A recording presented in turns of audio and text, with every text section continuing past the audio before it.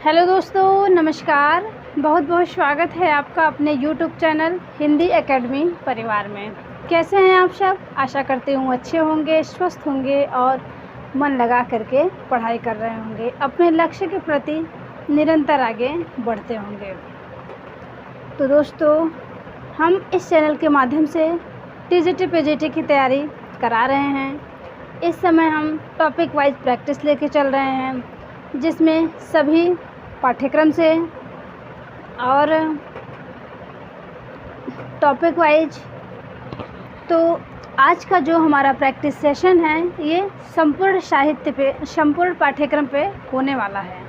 ठीक है, तो जो भी भाई बहन हमें पहली बार देख रहे हैं और इस चैनल पे पहली बार हैं, वे चैनल को सब्सक्राइब कर लें, बेल आइकन प्रेस कर लें, जिससे वीडियो की हर नोटिफिकेशन सबसे पहले उन सबको मिल जाया करे। और अगर वीडियो पसंद आए तो वीडियो को एक लाइक किया करिए और अपने दोस्तों में ज़्यादा से ज़्यादा शेयर किया करिए। तो चलिए बिना देर किए हुए क्लास को कंटिन्यू करते हैं। तो देखिए, आज संपूर्ण पाठ्यक्रम पर आधारित प्रश्नोत्तरी होगी, जो कि प्रैक्टिस 2 होगा। ठीक है, तो चलिए प्रश्न 1 है, डिंगल भाषा में ऐतिहासिक चरित्र काव्य का प्रथम ग्रंथ है। डिंगल भाषा में ऐतिहासिक चरित्र काव्य का प्रथम ग्रंथ है। ऑप्शन ए है रणमल छंद, ऑप्शन बी है पंच पांडव चरितरास, ऑप्शन सी है ढोला मारुआ दोहा, ऑप्शन डी है विशल देव रासो।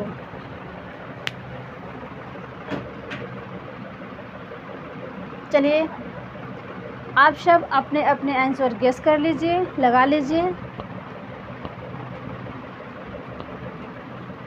तो देखिए, डिंगल भाषा में ऐतिहासिक चरित्र काव्य की बात करें तो ये प्रथम ग्रंथ होगा आपका रणमल छंद। और पंच पांडव चरितरास की बात करें तो ये हिंदी में रास काव्य परंपरा का ये प्रथम रास ग्रंथ ऐतिहासिक माना जाता है। हिंदी में रास काव्य परंपरा का प्रथम ऐतिहासिक ग्रंथ आपका पंच पांडव चरितरास है। ढोला मारुआ दोहा की बात करें तो ये एक लोक भाषा काव्य है, राजस्थान का प्रिय लोक भाषा काव्य है। और इसमें जो ढोला और मारवाड़ी की प्रेम कथा का वर्णन है। और विशल देव रासो की बात करें तो विशल देव रासो आपका हिंदी में 12 मासा का वर्णन विशल देव रासो से में सबसे पहले मिलता है। ठीक है, और उस 12 मासा का जो प्रारंभ होता है वो कार्तिक मास से होता है। और विशल देव रासो में विशल देव तृतीय और राजमती के प्रेम विवाह व वियोग व पुनर्मिलन का वर्णन है। ये सब आप ध्यान रखिएगा। विशल देव रासो एक गेय काव्य है और उस श्रृंगार रस प्रधान है। ये सब महत्वपूर्ण तथ्य हैं, ध्यान दीजिएगा। इसमें एक तथ्य ये भी ध्यान दीजिएगा, जो ढोला मारुआ दोहा है ये कल्लोल कवि ने लिखा है, जबकि इसके संकलनकर्ता कुशल लाभ हैं। ठीक है, ढोला मारुआ दोहा के संकलनकर्ता कुशल लाभ हैं, ये आप नोट कर लीजिएगा। चलिए प्रश्न 2 पे आते हैं। आदिकाल व भक्तिकाल के संधि कवि किसे कहा जाता है? आदिकाल व भक्तिकाल का संधि कवि किस कवि को कहा जाता है, यही आपको बताना है। तो देखिए, ऑप्शन ए है अमीर खुसरो, ऑप्शन बी है लक्ष्मीधर, ऑप्शन सी है विद्यापति, ऑप्शन डी है स्वयंभू। चलिए इनका आंसर गेस करिए आप सब।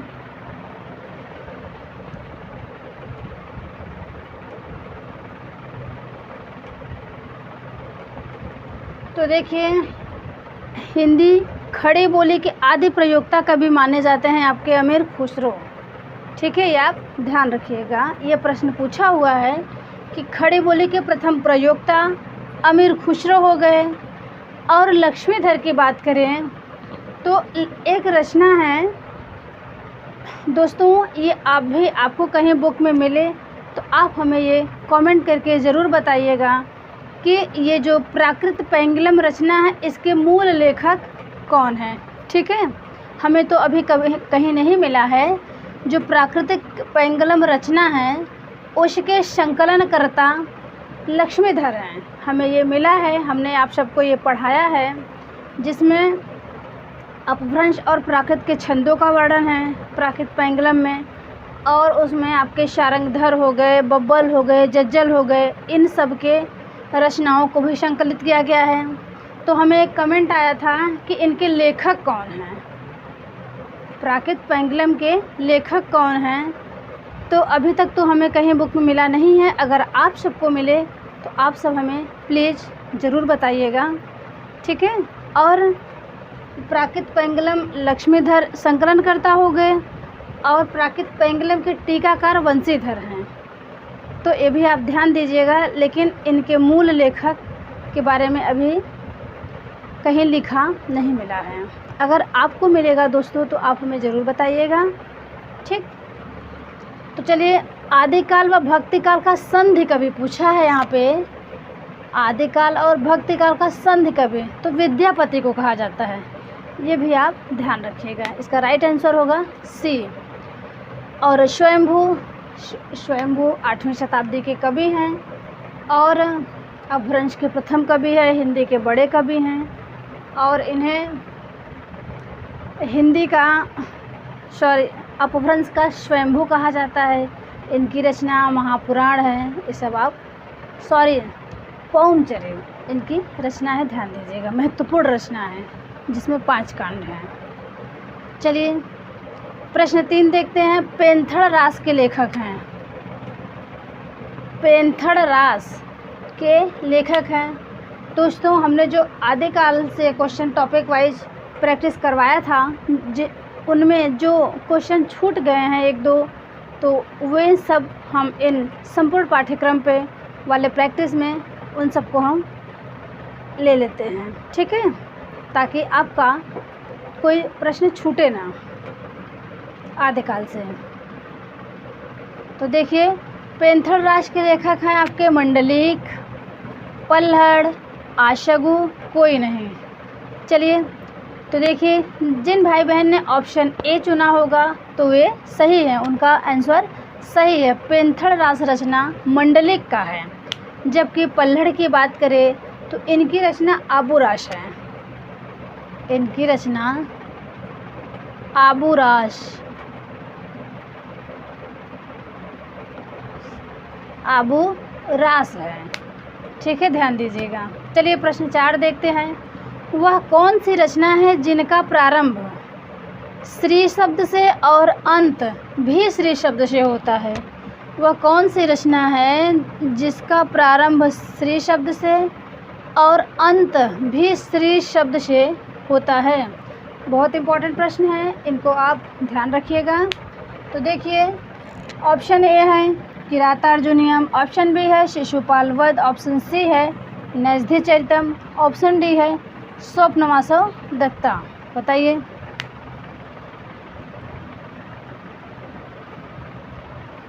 तो कौन सी रचना है जिनका प्रारंभ और अंत दोनों श्री से होता है? अभी तक आपने पढ़ा होगा कि वह कौन सी रचना है, ये संस्कृत रचना है, ठीक है। वह कौन सी रचना है जिसका प्रारंभ श्री शब्द से और अंत लक्ष्मी शब्द से होता है? अभी तक आपने ये पढ़ा होगा, लेकिन यहाँ पे प्रश्न ये है कि जिसका प्रारंभ श्री शब्द से और अंत भी श्री शब्द से होता है। तो देखिए, तो जिन भाई बहन ने आंसर बी दिया होगा वे सही हैं, शिशुपाल वध।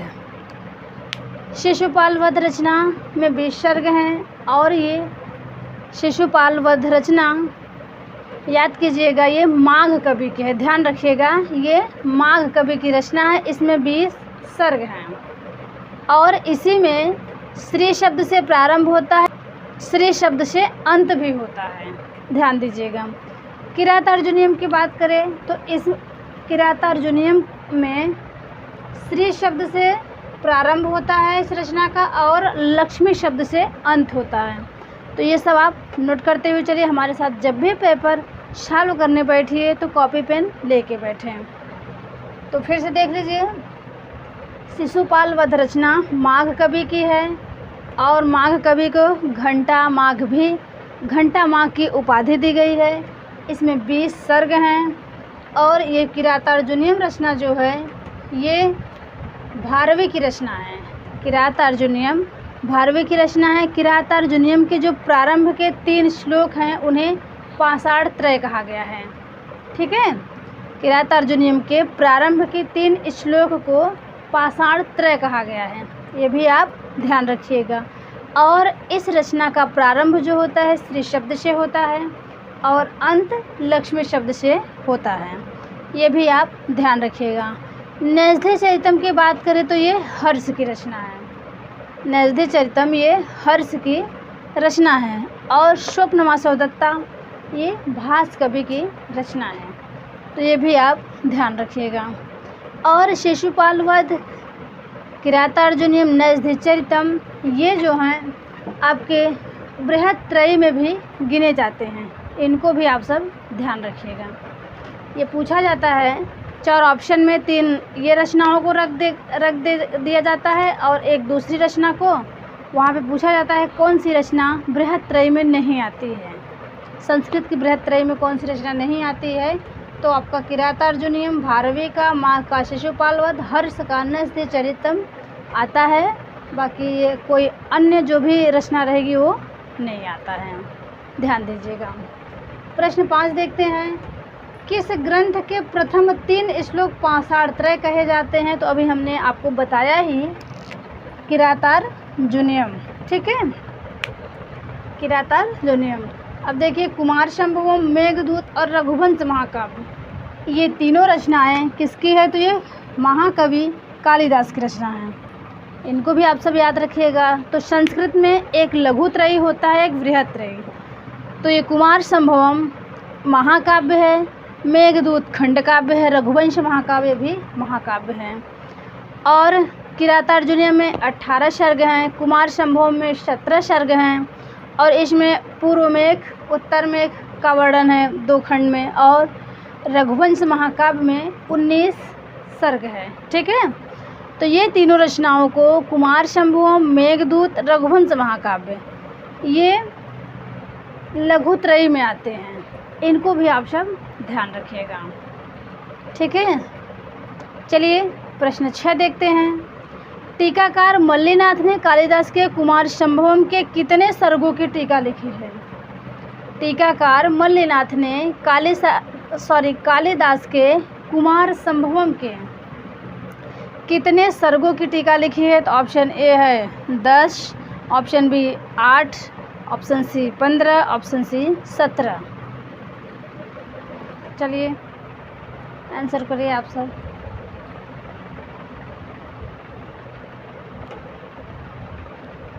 तो देखिए जिन भाई बहन ने ऑप्शन बी चुना होगा उनका उत्तर सही है। तो मल्लिनाथ ने कालिदास के कुमार संभवम के 17 सर्ग थे, जिसमें 8 सर्गों की टीका लिखी थी। किसने? मल्लिनाथ ने। ठीक है, टीकाकार मल्लिनाथ ने कुमार संभवम के 17 सर्गों में 8 सर्ग की टीका लिखी थी। चलिए आगे बढ़ते हैं।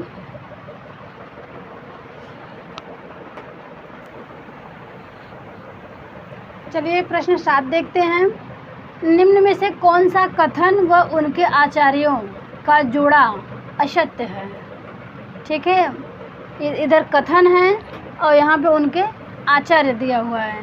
तो देखिए किस आचार्य का कौन सा कथन नहीं है, यहीं पे यहाँ पे बताना है। तो ऑप्शन ए देखिए, न कांतामपि निर्भूषम विभाति वनिता मुखम, न कांतामपि निर्भूषम विभाति वनिता मुखम, ये भामह की पंक्ति है। अदोषो सगुणो सालंकारो च शब्दार्थो काव्यम, अदोषो सगुणो शालंकारो च शब्दार्थो काव्यम, ये हेमचंद की पंक्ति है।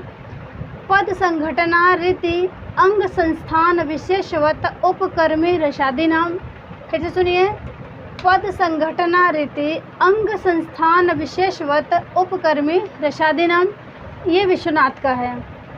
ऑप्शन डी है, यह विशिष्ट शब्दार्थो काव्यम, यह विशिष्ट शब्दार्थो काव्यम, ये भरत की पंक्ति है, भरत मुनि की। तो यहाँ पे आपको गलत छांटना है, कौन सा असत्य है बताइए, कौन सी पंक्ति किस आचार्य की नहीं है। बताइए।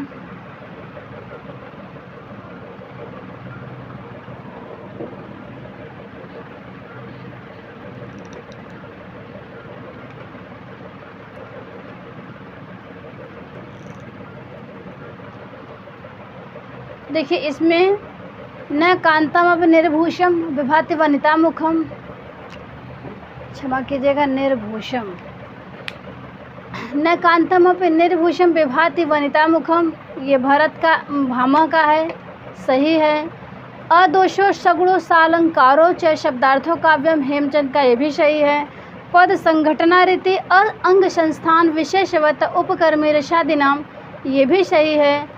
आपका एह विशिष्ट शब्दार्थों काव्यम, एह विशिष्ट शब्दार्थों काव्यम, ये आपका भरत का नहीं है बल्कि ये रुद्रट का है। ठीक है, रुद्रट का है, जिनका है ननु शब्दार्थों काव्यम, ये रुद्रट का है। और भरत की परिभाषा है अर्थोक्रियापेतम काव्यम, अर्थोक्रियापेतम काव्यम, ये भरत की है। अर्थोक्रियापेतम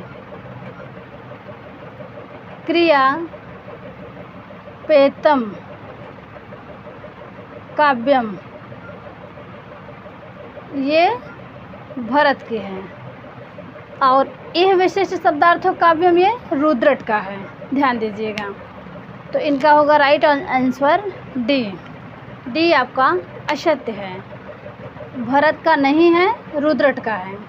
चलिए प्रश्न 8 देखते हैं। महावीर चरितम की कथा किससे संबंधित है?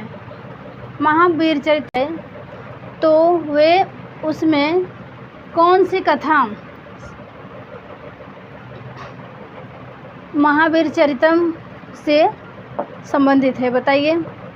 तो महावीर की कथा जो है ये रामायण के पूर्वार्ध की कथा से संबंधित है, या उत्तरकांड से, या रामायण के उत्तरार्ध की कथा से संबंधित है महावीर चरितम की कथा, या फिर कार्तिकेय की कथा से महावीर की कथा संबंधित है, बताइए।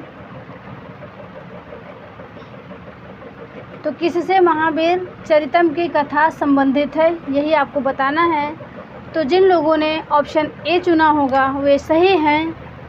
महावीर चरितम की कथा रामायण के पूर्वार्ध की कथा से संबंधित है, यही ऑप्शन आपका सही है। महावीर चरितम, उत्तरामचरितम ये भवभूति की रचना है। भवभूति करुण रस प्रधान लेखक हैं, उन्होंने अपनी रचनाओं में करुण रस को महत्व दिया है। तो इसका राइट आंसर होगा ए, महावीर चरितम की कथा रामायण के पूर्वार्ध की कथा से संबंधित है। प्रश्न 9 देखते हैं। पंत की कविता में अरविंद दर्शन का प्रवेश एक अशुभ ग्रह का प्रवेश है। यहाँ पे एक कथन है और बहुत महत्वपूर्ण है। पंत की कविता में अरविंद दर्शन का प्रवेश एक अशुभ ग्रह का प्रवेश है। ये कथन किसका है? तो डॉक्टर बच्चन सिंह का है, आचार्य रामचंद्र शुक्ल का है, राम कुमार वर्मा का है, डॉक्टर नगेंद्र का है। चलिए आप सब अपने अपने आंसर लगा लीजिए।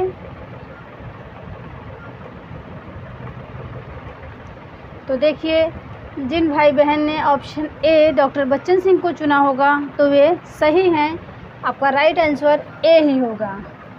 पंत की कविता में अरविंद दर्शन का प्रवेश एक अशुभ ग्रह का प्रवेश है, ये कथन बच्चन सिंह का है।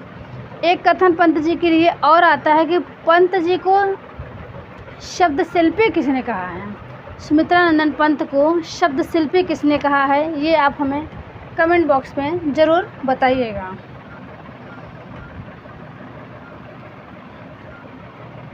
यहाँ पे नहीं दिखेगा। शब्द शिल्पी किसे कहा जाता है? तो सुमित्रा नंदन पंत को शब्द शिल्पी पंत को कहा जाता है, और ये भी बच्चन सिंह ने कहा है। ठीक है, बच्चन सिंह ने कहा है। चलिए प्रश्न 10 देखते हैं। पल्लव की आखिरी कविता कौन सी है? पंत की एक रचना पल्लव है, जिसे छायावाद का घोषणा पत्र कहा जाता है। तो उसमें बहुत से कविताएं संकलित हैं। तो यहाँ पे पल्लव की अंतिम कविता पूछा हुआ, ये सभी कविताएं पल्लव में संकलित हैं। आखिरी कविता ऑप्शन ए मधुमास है, या ऑप्शन बी छाया है, या नक्षत्र है, या छायाकाल है। बताइए।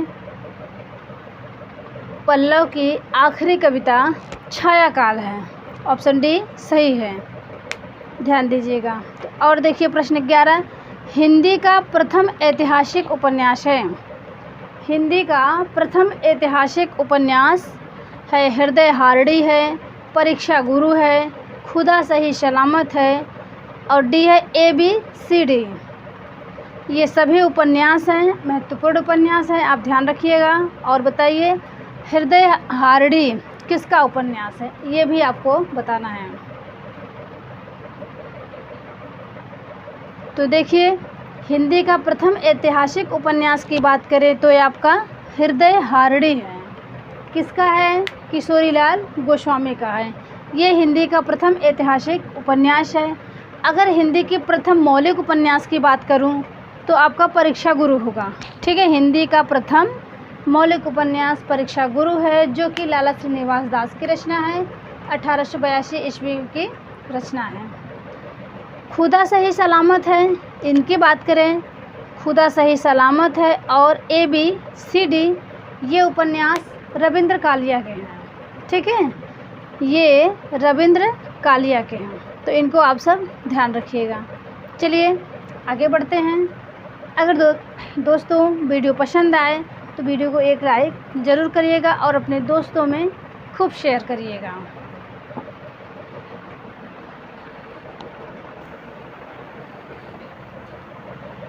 प्रश्न 12 पे आते हैं। अजय की डायरी किस विधा की रचना है? अजय की डायरी किस विधा की रचना है? तो ऑप्शन है उपन्यास है, नाटक है, कहानी है, निबंध है। बताइए।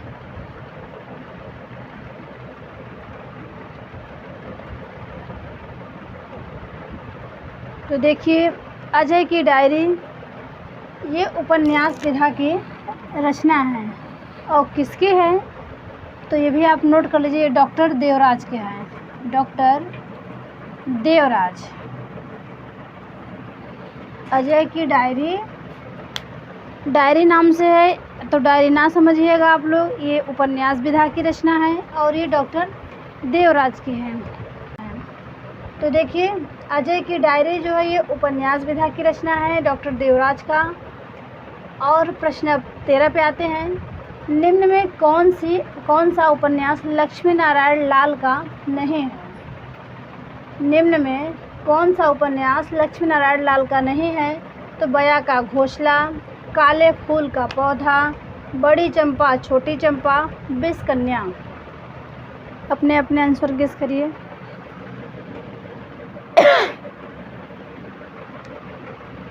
तो हिंदी साहित्य में कुछ प्रमुख कवि हैं जिनके सभी रचनाओं को, सभी विधाओं की रचनाओं को आपको याद करना पड़ेगा, क्योंकि उनसे ऐसा कोई परीक्षा नहीं है, सॉरी TGT PGT के पेपर में उनसे प्रश्न ना बने। ठीक है, जैसे आपका लक्ष्मी नारायण लाल हो गए, डॉक्टर देवराज हो गए, रामविलास शर्मा हो गए, नंदुलारे वाजपेयी हो गए, तो अज्ञेय हो गए, डॉक्टर नगेंद्र हो गए, आचार्य रामचंद्र शुक्ल हो गए, हजारी प्रसाद द्विवेदी हो गए, भारतेंदु हरिश्चंद्र हो गए, जयशंकर प्रसाद हो गए। इन सब के रचनाओं को, इन सब लेखकों के रचनाओं को आपको सभी विधाओं की रचना को पढ़ना है, तैयार करने हैं। ठीक है, तो चलिए कौन सा उपन्यास लक्ष्मी नारायण लाल, ये बहुत महत्वपूर्ण है दोस्तों, इनकी सभी रचनाओं को आप सब याद करिएगा। और एक लक्ष्मी नारायण मिश्र हैं और एक लक्ष्मी नारायण लाल हैं, इन दोनों में रचनाएं इधर उधर हो जाती हैं, कभी कभी कन्फ्यूजन भी हो जाता है। तो आप एक जगह लिख के लक्ष्मी नारायण लाल का एक जगह लिख लीजिए, लक्ष्मी नारायण मिश्र का एक जगह लिख लीजिए और उनको डेली पढ़िए। जब भी समय मिले एक निगाह उनको देख लीजिए, ताकि परीक्षा में कन्फ्यूजन में आके गलती ना हो। तो देखिए निम्न में कौन सा उपन्यास लक्ष्मी नारायण लाल का नहीं है?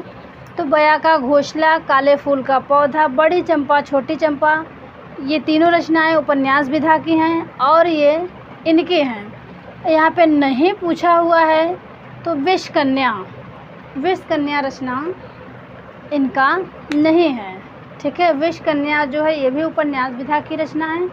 ये लेखिका हैं शिवानी, ये उन्हीं का है, ये शिवानी का है। और भी रचनाएं हैं, इन शिवानी की महत्वपूर्ण रचनाएं हैं। एक परीक्षा में पूछा हुआ 14 फेरे है, भैरवी है, स्वयं सिद्ध और कृष्ण कली है। ये सब उपन्यास शिवानी के हैं। चलिए प्रश्न 14 देखते हैं। मनबोध मास्टर की डायरी के लेखक हैं। मनबोध मास्टर की डायरी के लेखक हैं महेंद्र भल्ला हैं, विष्णु प्रभाकर हैं, सोमदेव भट्ट हैं, विवेकी राय हैं। तो देखिए ये भी रचना पूछी हुई है। तो मनबोध मास्टर की डायरी जो रचना है ये आपका विवेकी राय का है।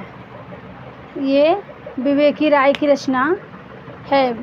विवेकी राय की और भी महत्वपूर्ण रचनाएं हैं, जैसे आपका बबूल, सोना माटी और नमामि ग्रामम है, समरशेष है, देहरी के पार है।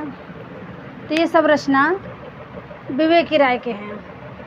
सोमदेव भट्ट की बात करें तो इनकी एक रचना है बेताल पचीसी। ठीक है, उपन्यास है बेताल पचीसी। ये सोमदेव भट्ट का उपन्यास है, ध्यान दीजिएगा।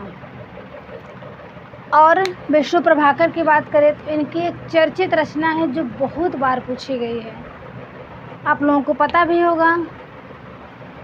विष्णु प्रभाकर की जो रचना है आवारा मसीहा जो बंगाली लेखक शरत चंद्र चट्टोपाध्याय की जीवनी है। तो ये इनकी ये जीवनी विधा की रचना है, शरत चंद्र की जीवनी है। ये बहुत बार एग्जाम में पूछा हुआ है, तो इनको भी आप सब ध्यान रखिएगा। ये 3 पर्वों में लिखा है। आवारा मसीहा विष्णु प्रभाकर जी ने 3 पर्व में लिखा है। तो पहला पर्व है दिशाहारा, दूसरा है दिशा की खोज और तीसरा है दिशांत। ठीक है, तो और ये लिखने में आवारा मसीहा विष्णु प्रभाकर जी को लिखने में 14 वर्ष का भी समय लगा था। ये भी परीक्षा में पूछा जाता है। चलिए, और महेंद्र भल्ला की बात करें तो एक पति के नोट्स इनकी रचना है। ठीक है, चलिए प्रश्न 15 पे आते हैं। अब किस संत कवि का जन्म स्थान गुजरात था? किस संत कवि का जन्म स्थान गुजरात था और कर्म स्थान राजस्थान था? बताइए। Option A Dadu Dayal, option B Sundardas, option C Raidas, option D Guru Nanak. बताइए वे कौन से संत कवि हैं जिनका जन्म स्थान गुजरात था और कर्म स्थान यानी उनका कार्य क्षेत्र राजस्थान था?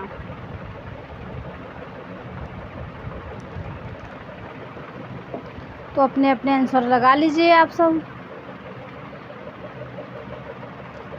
जो सुंदरदास जी हैं, संत कवियों में सुंदरदास जी सर्वाधिक पढ़े लिखे, सुशिक्षित थे और सबसे सुंदर भी थे।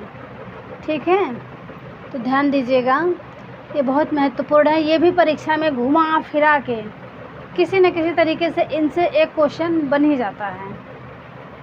हाँ, कौन से संत कवि थे जो सर्वाधिक पढ़े लिखे थे, सर्वाधिक शास्त्रज्ञ थे और इनके गुरु रैदास थे? ये भी आप सब ध्यान रखिएगा। मीराबाई के भी गुरु रैदास थे। तो देखिए, किस संत कवि का जन्म स्थान गुजरात, कर्म स्थान राजस्थान? तो वे दादू दयाल थे। दादू दयाल जी का जन्म गुजरात में हुआ था और वहाँ थे। कर्म स्थान जो है वो राजस्थान था और उनकी मृत्यु कहाँ हुई थी तो ये भी जान लीजिए, राजस्थान के नारायण गांव में। नारायण गांव में। दादू दयाल का मृत्यु राजस्थान के नारायण गांव में हुआ था। मृत्यु तो नोट करिएगा, राजस्थान के नारायण गांव में दादू दयाल का मृत्यु हुआ था। चलिए आगे बढ़ते हैं। और गुरु नानक की बात करें तो गुरु नानक की बहुत सी रचनाएं हैं, बहुत महत्वपूर्ण हैं उनके भी। जपूजी, अशादीवार, रहरास, सोहिला, नसीहतनामा, ये सब इनकी रचनाएं हैं। प्रश्न 16 देखिए, कौन सी रचना सुंदरदास की है? कौन सी रचना सुंदरदास की है? तो ज्ञान समुद्र है, सुंदर विलास है, ए बी दोनों है, कोई नहीं है। बताइए।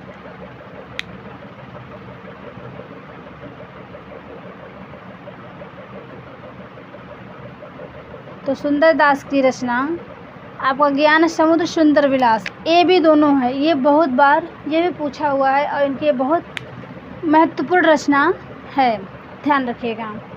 चलिए प्रश्न 17 देखते हैं। प्राचीन के प्रति पूज्य भाव, प्राचीन के प्रति पूज्य भाव और नवीन के प्रति उत्साह भाव दोनों साकेत में हैं। ये कथन किसका है?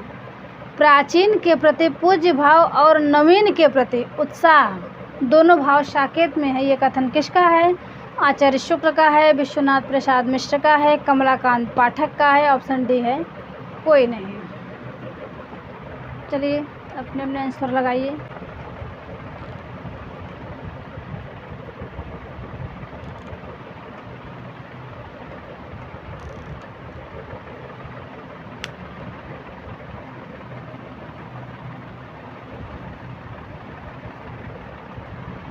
तो देखिए, प्राचीन के प्रति पूज्य भाव और नवीन के प्रति उत्साह भाव दोनों साकेत में हैं। तो यहाँ साकेत के बारे में कथन है, ये आचार्य शुक्ल का कथन है। और ये जो विश्वनाथ प्रसाद मिश्र हैं, इन्होंने साकेत को एकार्थ काव्य कहा है। तो ये भी आप सब नोट कर लीजिए। साकेत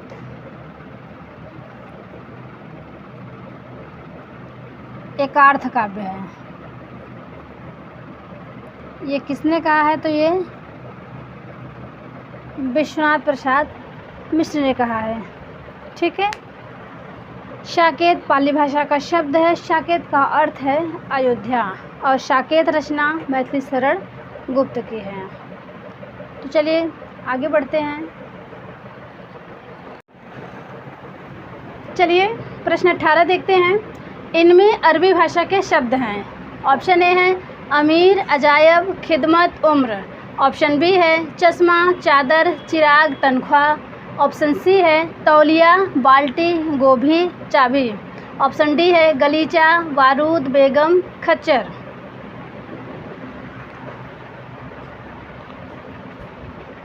चलिए ऑप्शन करिए आप सब।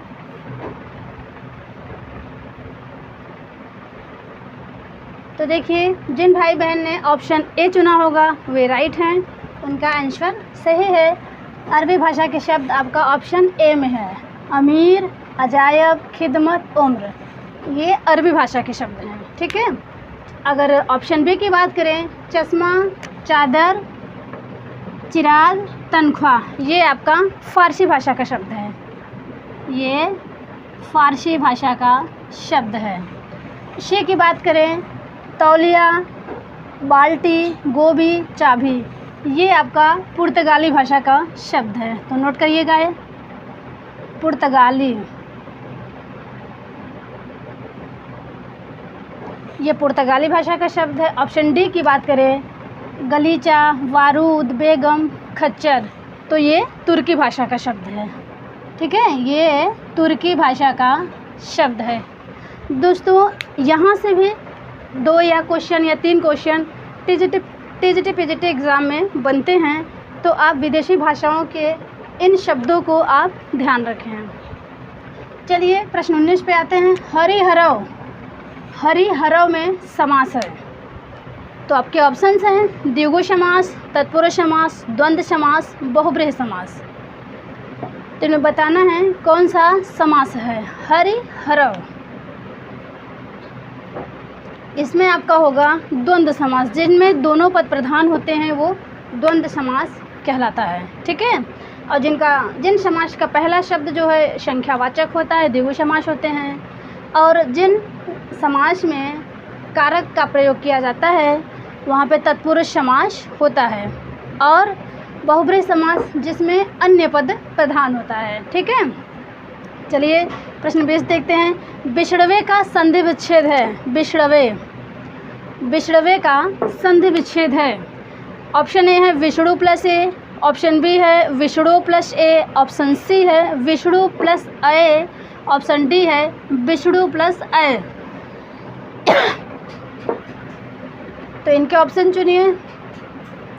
आपका विषड़वे हो गया, भानवे हो गया, गुरवे हो गया, ये शब्द ऐसे हैं कि जो कि एग्ज़ाम की दृष्टि से वेरी इम्पोर्टेंट हैं। इनको आप सब ज़रूर ध्यान रखें। ठीक है।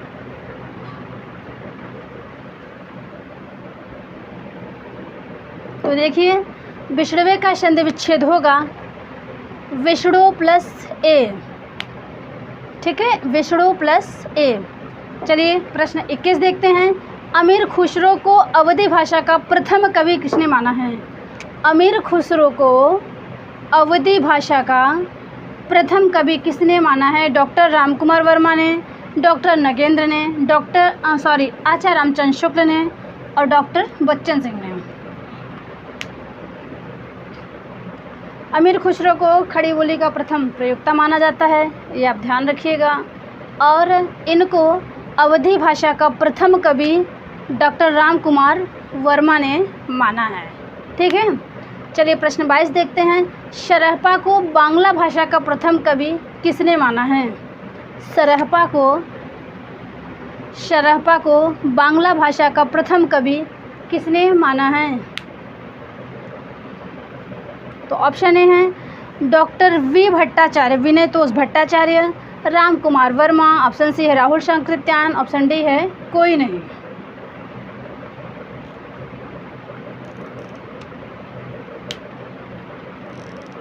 बताइए।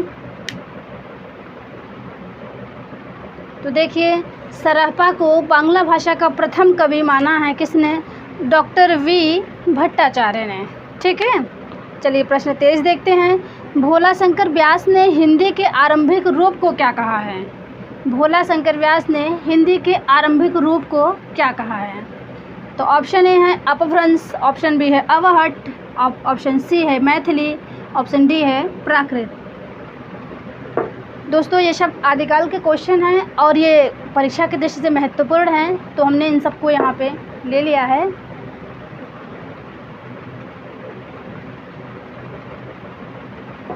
तो देखिए भोला शंकर व्यास ने हिंदी के आरंभिक रूप को अवहट्ट कहा है। ठीक है। भोला शंकर व्यास ने हिंदी के आरंभिक रूप को अवहट्ट कहा है। चलिए आगे बढ़ते हैं। चलिए प्रश्न 24 देखिए। भारतेंदु हरिश्चंद्र ने हित हरिवंश का अनन्य अनुयायी किसे बताया है? भारतेंदु हरिश्चंद्र जी ने हित हरिवंश का अनन्य अनुयायी किसे बताया है? ऑप्शन ए है देव, ऑप्शन बी है भूषण, ऑप्शन सी है मतीराम, ऑप्शन डी है केशवदास। बताइए। आप सब अपने अपने आंसर गेस करिए।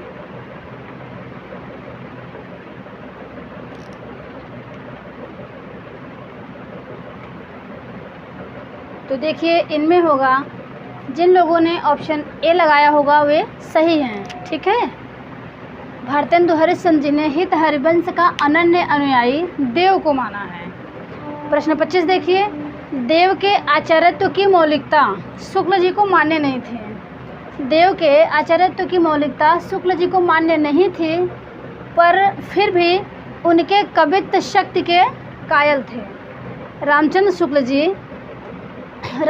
जी को देव के आचार्यत्व की मौलिकता स्वीकार न थी, लेकिन फिर भी उनके देव के कवित्व शक्ति के वे शुक्ल जी कायल थे। ये कथन किसका है? तो आचार्य शुक्ल का है, डॉक्टर बच्चन सिंह का है और नगेंद्र का है या रामकुमार वर्मा का है।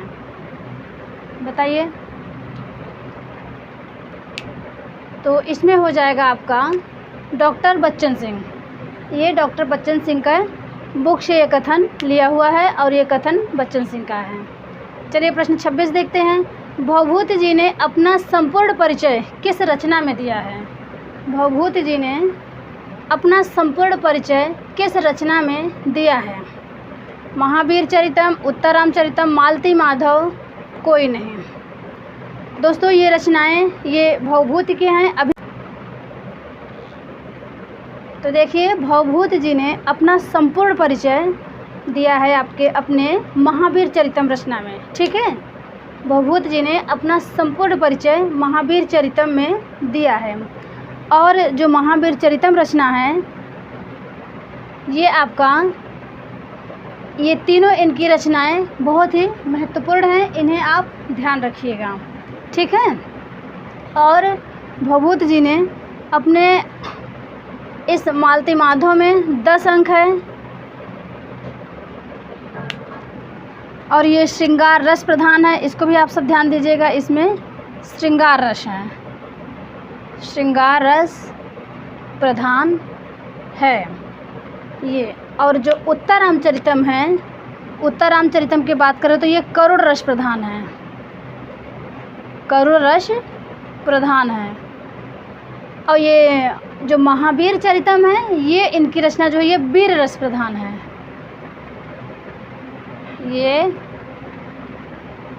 ये वीर रस प्रधान है, ये आप ध्यान दीजिएगा। ठीक है,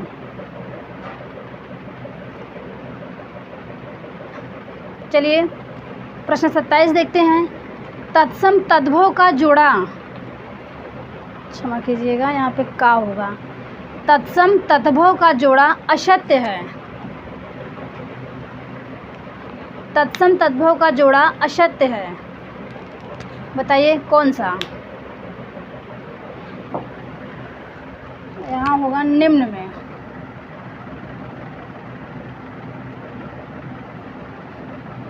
निम्न में तत्सम तद्भव का जोड़ा असत्य है, तो ऑप्शन ए है मिष्टि मिठाई, मुख मुछ, श्मश्रु मुछ और महार्घ महार्घ का महंगा।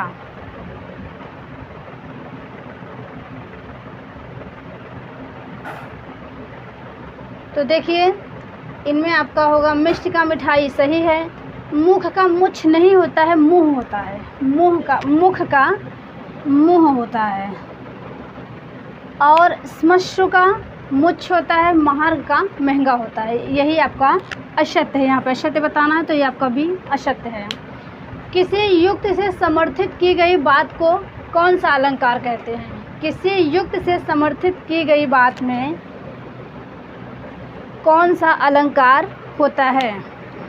तो बताइए काव्यलिंग अलंकार होता है, विभावना अलंकार होता है, विशेषोक्ति अलंकार होता है या फिर कोई नहीं? तो देखिए किसी युक्ति से समर्थित की गई बात में काव्यलिंग अलंकार होता है। चलिए प्रश्न 29 देखते हैं। अरस्तु का काव्यशास्त्र रचना के लेखक हैं। अरस्तु के काव्यशास्त्र रचना के लेखक हैं डॉक्टर नगेंद्र, इलाचंद जोशी, डॉक्टर देवराज और रामविलास शर्मा।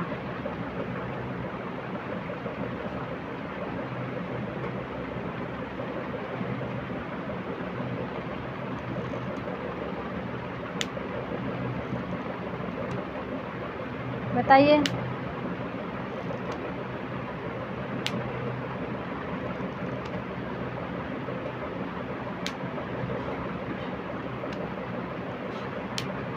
तो देखिए ये जो अरस्तु का काव्यशास्त्र रचना है ये है आपका डॉक्टर नगेंद्र का। ठीक है, अरस्तु का काव्यशास्त्र रचना डॉक्टर नगेंद्र का है। इलाचंद जोशी की रचनाएं हमें बताइए आप सब। इलाचंद जोशी सन्यासी हो गया, जिप्सी, जहाज का पंछी। डॉक्टर देवराज की रचना अजय की डायरी, पत्थर, रोड़े और पत्थर। और रामविलास शर्मा की रचना निराला की साहित्य साधना। मोस्ट इम्पॉर्टेंट, ये बहुत बार पूछा गया है। रामविलास शर्मा की जो रचना है निराला की साहित्य साधना, याद रखिएगा। चलिए, ये बहुत बार पूछा गया है, निराला की साहित्य साधना, साहित्य साधना। और ये देवराज का एक रचना जो है ये अजय की डायरी, ये भी पूछी हुई रचना है। अजय की डायरी, डायरी से डायरी न मानिएगा, ये इनकी रचना जो है ये उपन्यास है, ठीक है। और लीलाचंद जोशी का सन्यासी है, मुक्तिपथ है, जिप्सी है। चलिए, आज के लिए इतना ही। अब मिलेंगे फिर नेक्स्ट वीडियो में दोस्तों, तब तक के लिए दीजिए इजाज़त।